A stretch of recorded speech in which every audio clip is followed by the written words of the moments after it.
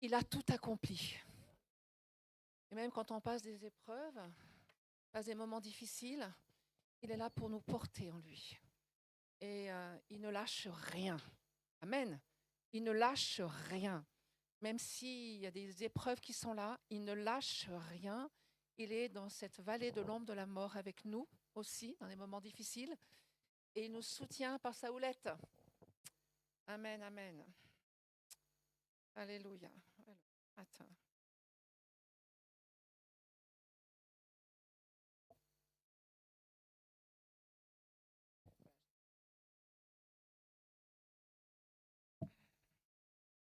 Et vous savez que dans l'Ancienne Alliance, tout est caché spirituellement. Il dit c'est l'ombre des choses à venir.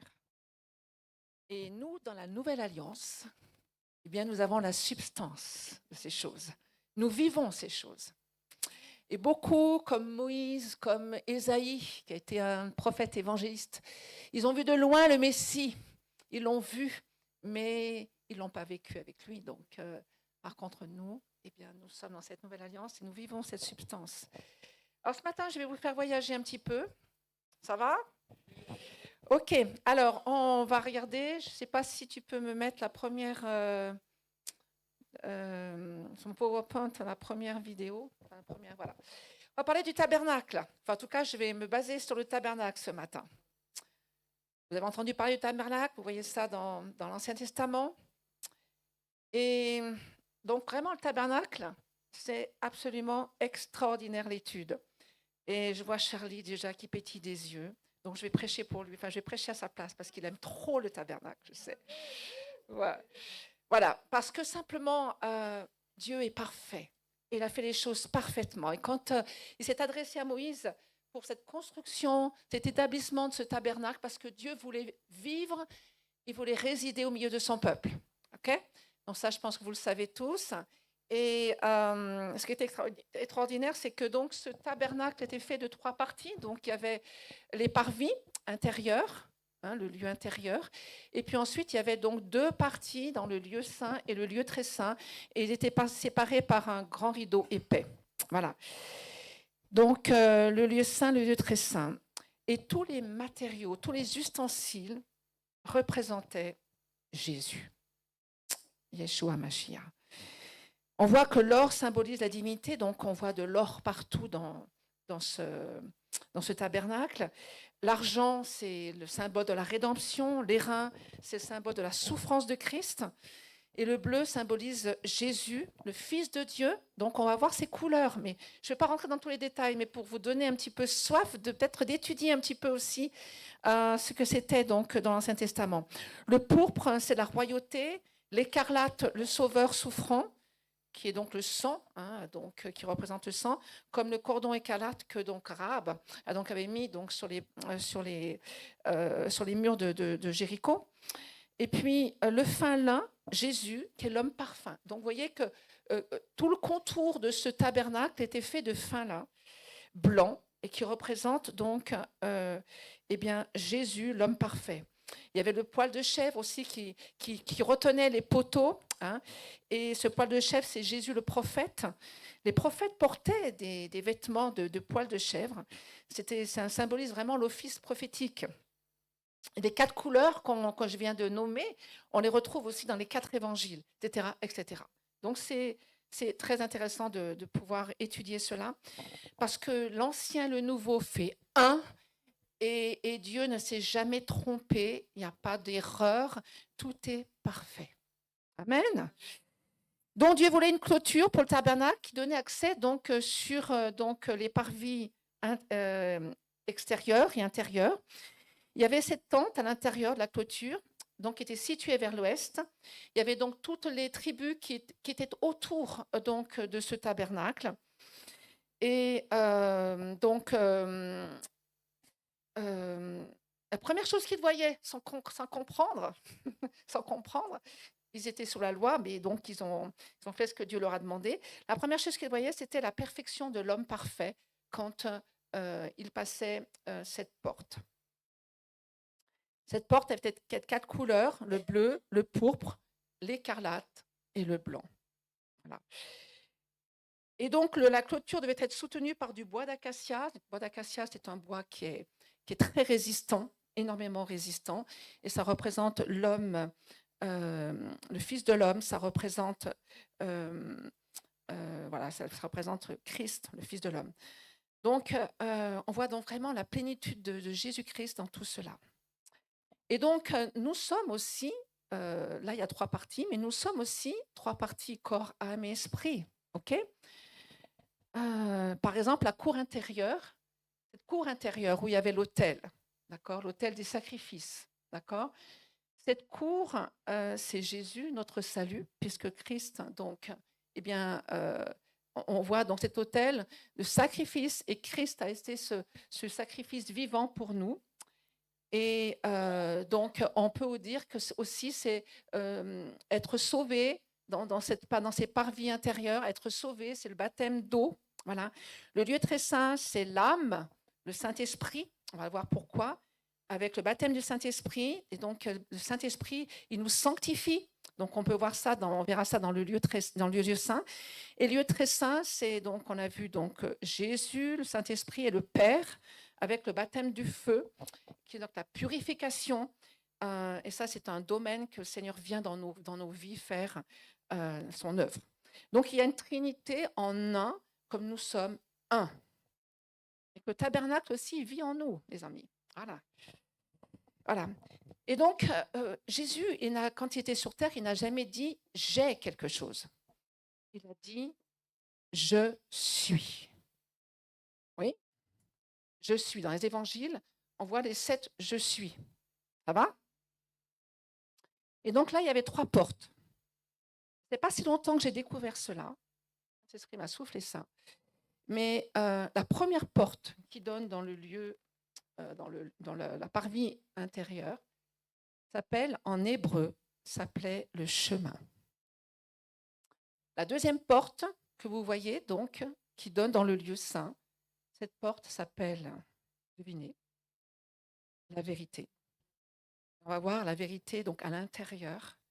Et la troisième porte, c'est la vie.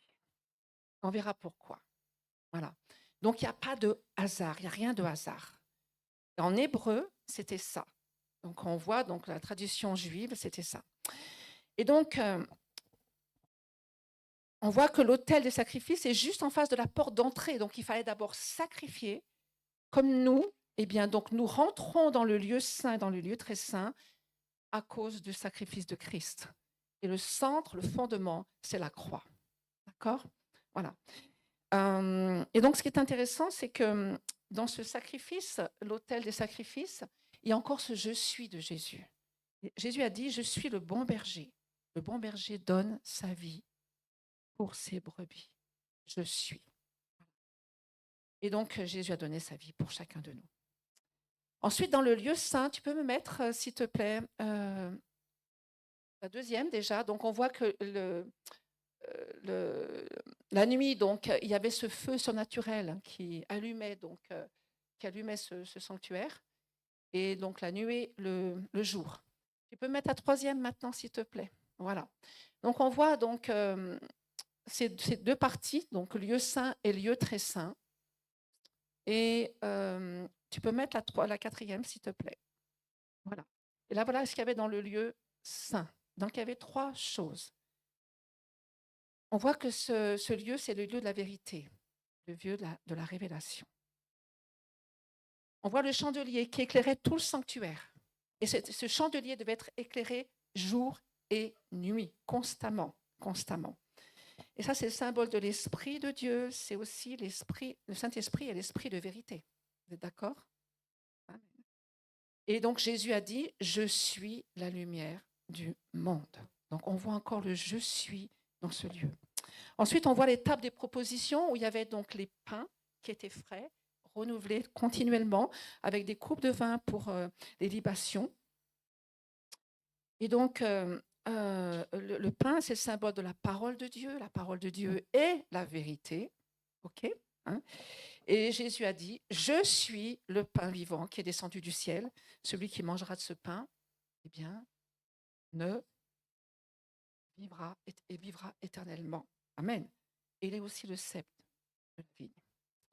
Ensuite, on voit le dernier, l'autel des parfums, qui est juste devant le rideau, avant donc le lieu très saint.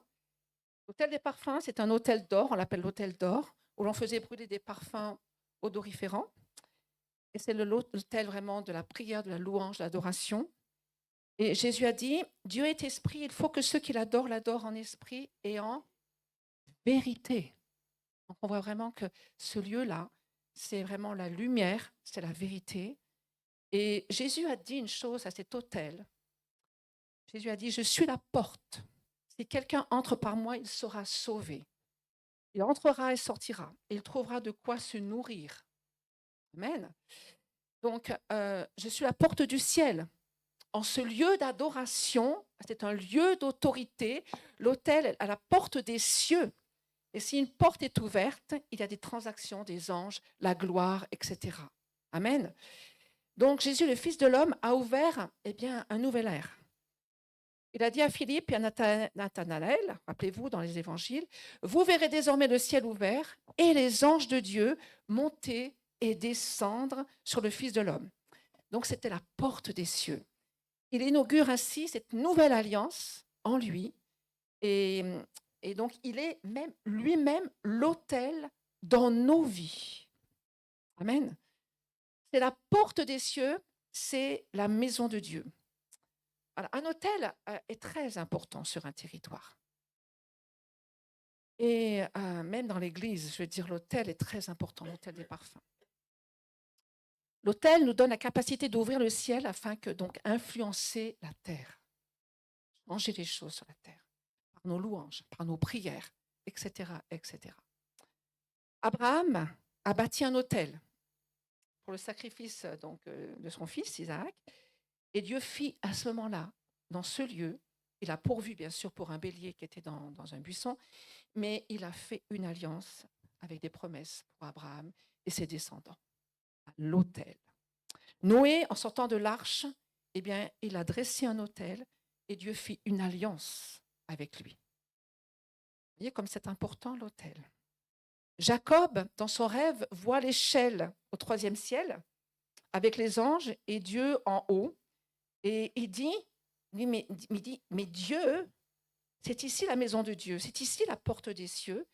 Et Dieu, dans ce lieu, fit une alliance avec Jacob et sa descendance. Il appela ce lieu Béthel. Amen. Et donc, le dernier rideau, donc, qui est la vie, qui s'appelle la vie en tradition hébraïque, donc, il y a l'arche de l'Alliance. OK ? Et quand, une fois par an, le souverain sacrificateur passait pour aller dans ce lieu très saint, avec le sang qui était préparé pour le peuple d'Israël, il passait par cette fumée qui fumait, cet autel qui fumait continuellement. Et donc, avec vraiment des parfums odoriférants. Et donc, il passait dans ce lieu très saint. Donc, il y avait toujours un sacrificateur qui était derrière le rideau, au cas où il se passerait quelque chose de pas net. Et donc, il proposait ce sang, il le versait sur le propitiatoire de cette arche. Et donc, il pouvait vivre comme il pouvait mourir. D'accord ? Tout dépend si ce sang était apprécié par Dieu, s'il était correct. Et Jésus a dit, je suis la résurrection et la vie. Je suis. Celui qui croit en moi vivra, même s'il serait mort. Amen.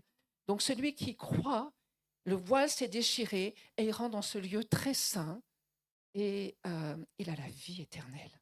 Amen. Vous voyez vraiment l'œuvre de Christ. Et donc, dans ce lieu saint, ici, dans ce lieu très saint, ou ce lieu saint plutôt, nous retrouvons aussi les disciples dans Actes. Il est dit qu'ils persévéraient dans la fraction du pain. Donc, on voit là la table de proposition. Dans l'enseignement des apôtres, avec aussi donc cette parole qui avait été donnée. Dans la communion fraternelle. Cette communion fraternelle, les amis, elle est grâce au Saint-Esprit.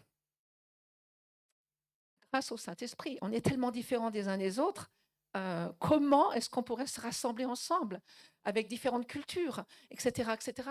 Donc, c'est le symbole du chandelier, là aussi, donc, et qui nous éclaire et qui fait que nous sommes en communion les uns les autres. C'est important, la communion fraternelle. Et les prières qui étaient donc données à l'autel, les chants, etc., l'adoration. Donc, on retrouve dans ce lieu saint, eh bien, justement, ils persévéraient ensemble dans ce lieu saint, dans la fraction du pain, dans l'enseignement des apôtres, dans la communion fraternelle et les prières. Ah, ça va, vous me suivez? Ça va? Alors, quand Jésus dit « je suis », parce que c'est ce qu'il a dit, il n'a jamais dit « j'ai quelque chose »,« je suis ». Il déclare qu'il n'a jamais commencé, et pourtant il est le commencement et la fin. Quand vous êtes en Christ, on devient une nouvelle création en esprit. Et cette nouvelle création, eh bien, les amis, n'a pas de passé.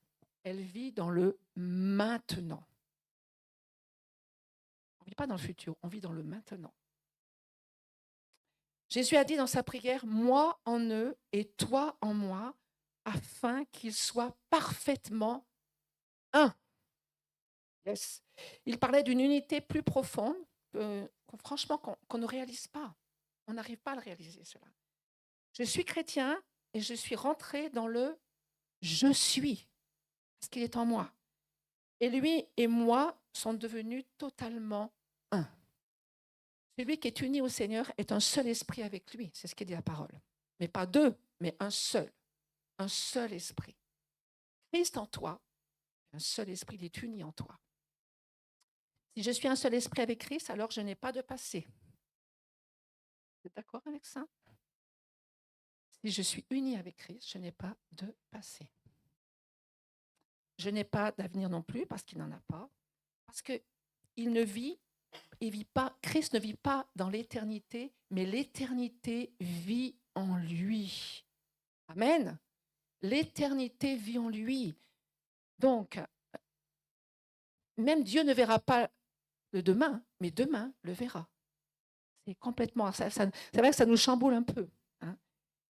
Et pourtant, il est, et la Bible dit que je suis comme il est. Waouh!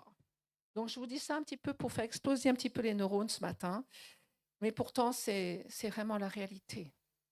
On a besoin de vivre ces choses-là et comprendre combien il vit en nous.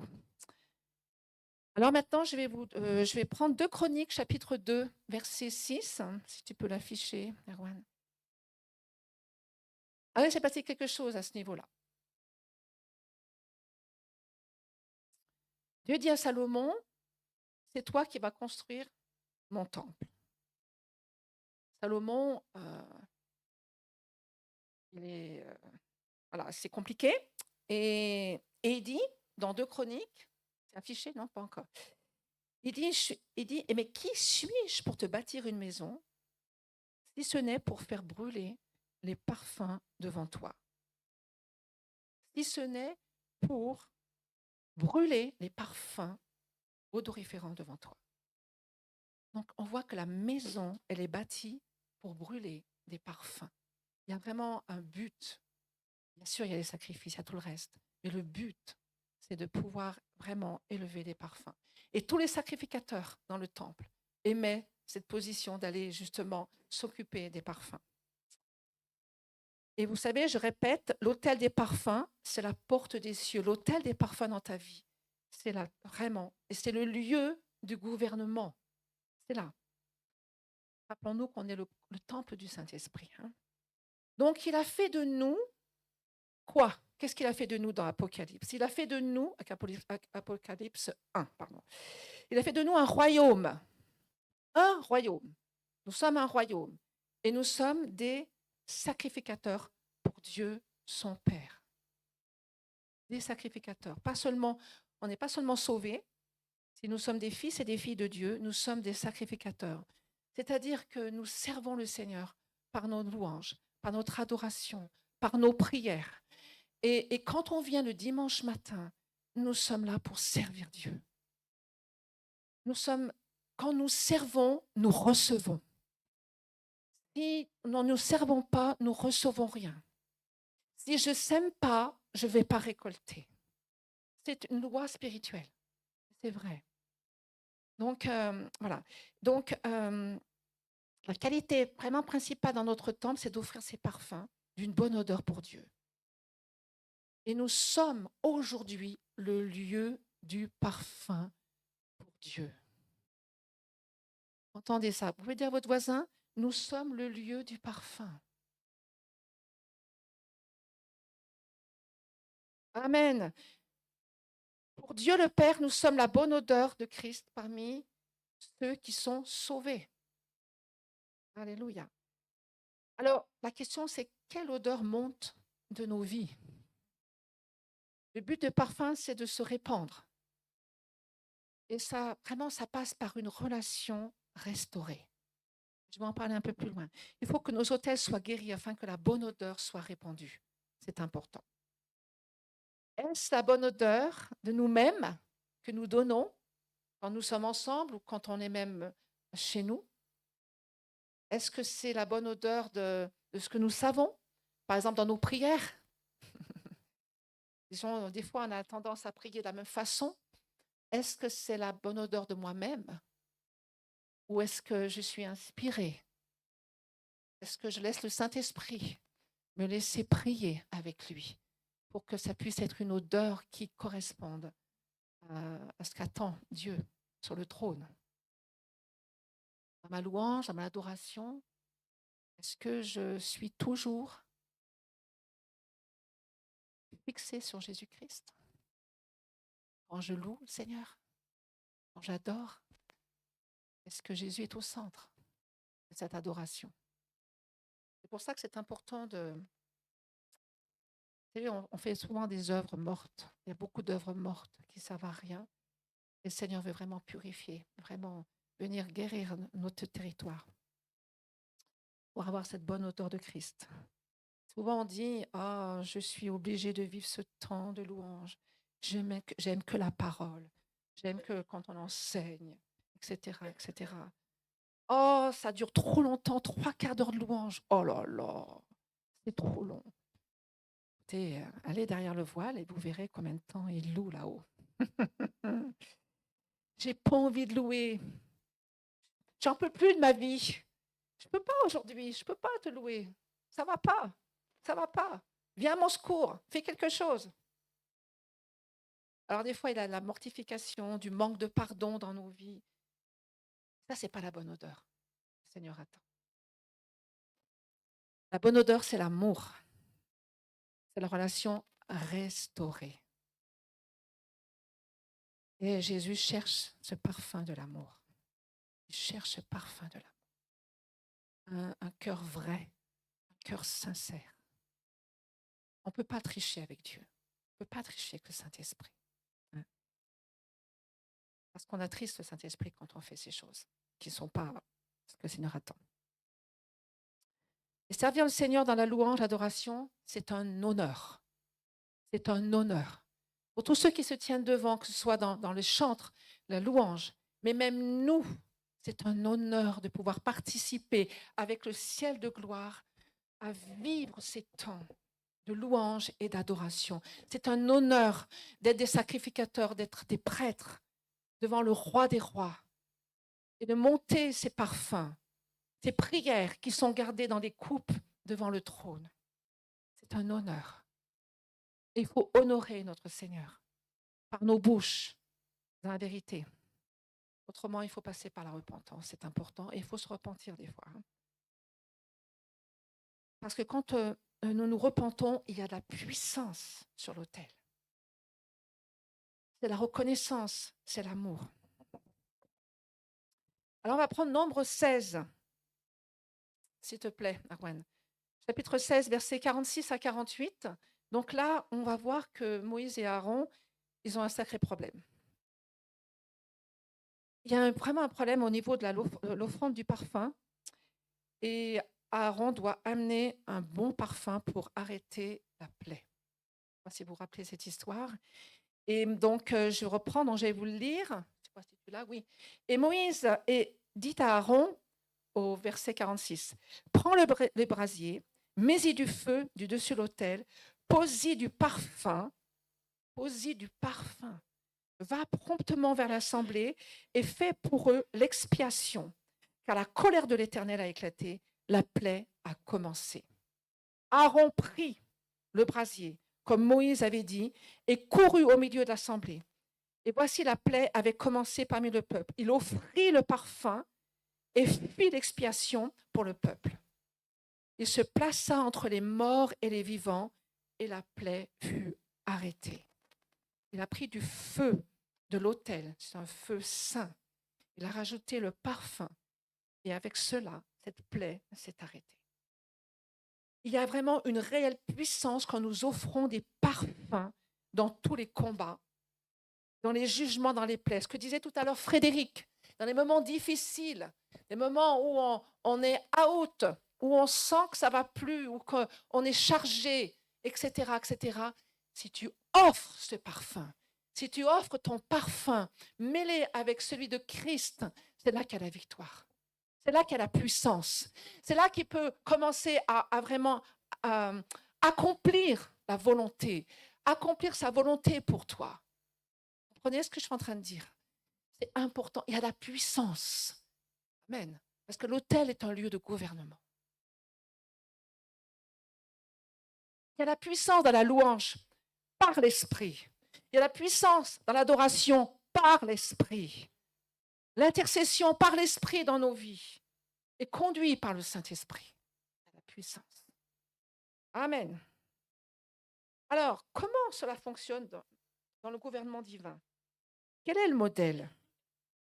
Donc, il faut aller derrière le voile. On va regarder dans Apocalypse, parce qu'on peut comprendre Apocalypse, parce que, voilà. Au chapitre 5, on va prendre ça. C'est intéressant de voir le modèle.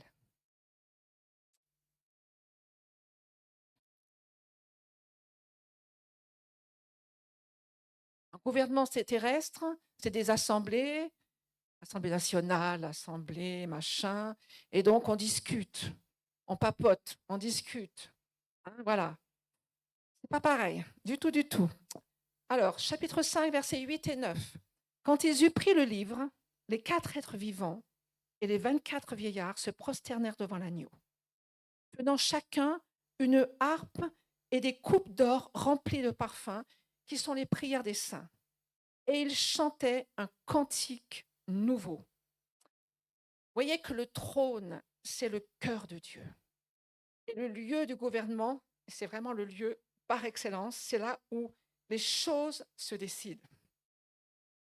Les vieillards, ils sont les représentants de l'autorité, les 24 vieillards, en tant que sacrificateurs et rois, parce qu'ils ont un trône, donc ils sont rois.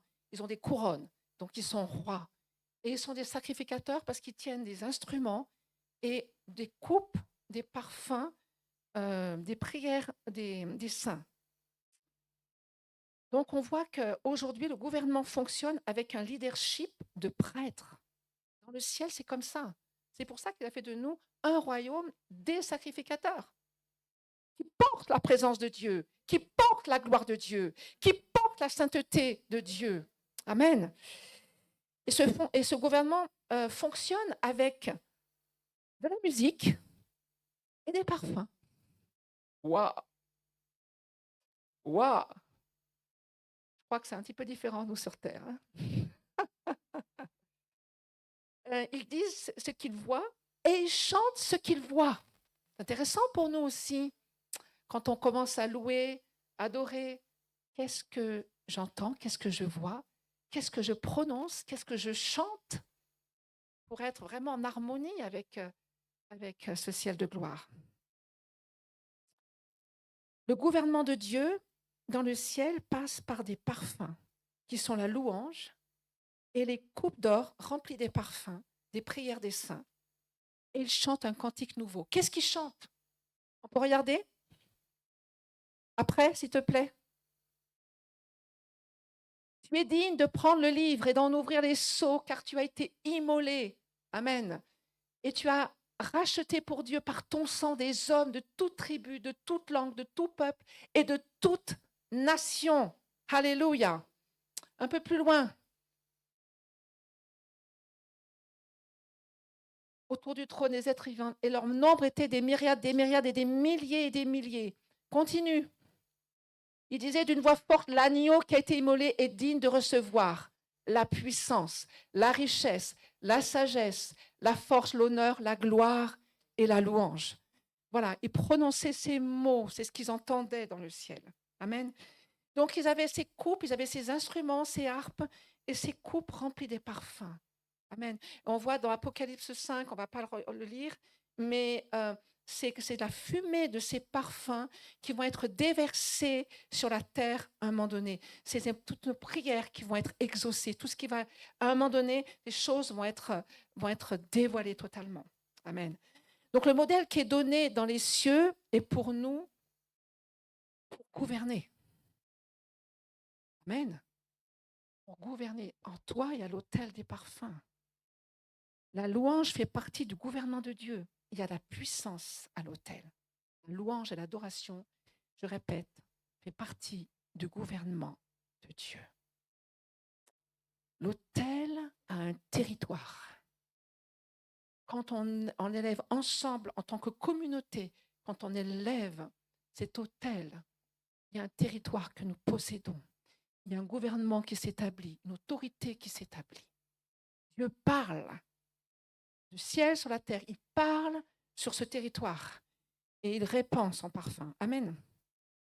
C'est pour ça que la louange ne peut pas se réduire simplement à des chants qui nous font plaisir, car Dieu regarde le parfum qui sort de nos cœurs.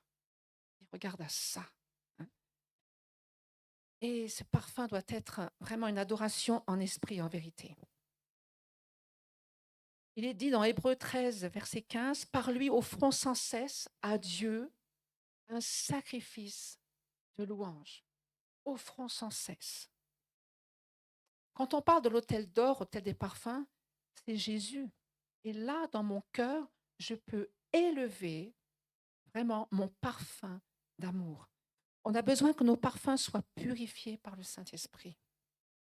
On a besoin de réformer encore nos cœurs, que ce territoire soit libéré, que nos territoires soient libérés de tout fardeau, de toute addiction, de tout ce qui nous empêche de lever ce parfum vers lui, qu'il attend. C'est pour ça que nous ne sommes pas appelés à être ecclésiocentrés. Vous comprenez ce que je suis en train de dire? Mais christocentrés. Et l'Église doit être christocentrée. On doit venir en sachant qu'on rencontre. On va s'unir dans son parfum avec nous et on va l'élever, on va le glorifier et il va nous parler. Amen. Alléluia. Si je ne me centre pas sur lui, si je ne cherche pas en lui par le Saint-Esprit, ça peut être vraiment un parfum étranger qui sort de ma vie. Les parfums étrangers, c'est pas bon. Ok? Les parfums étrangers, ça attire pas que les mouches. C'est pour ça qu'il y a une guerre à l'intérieur de nous. Qu'est-ce que je suis en train d'offrir à Dieu? Qu'est-ce qu'aujourd'hui j'offre à Dieu? Qu'est-ce que je suis en train de lui offrir? Plus nous élevons, plus nous adorons Jésus, la Trinité, plus ce parfum de l'amour monte, plus la présence de Dieu se manifeste, plus l'onction descend, plus le gouvernement s'établit avec autorité. Et comme je vous dis, là, l'autel se bâtit, l'autel grandit, l'autel remplit son territoire. Et donc, il va répandre son parfum. Ici, quand on loue, quand on va louer, quand on loue, qu'on adore, ça va se répandre. Un parfum est fait pour être répandu. Amen. Il est dit dans Cantique chapitre 1, ton nom est un parfum qui se répand. Ton nom est un parfum qui se répand. Amen.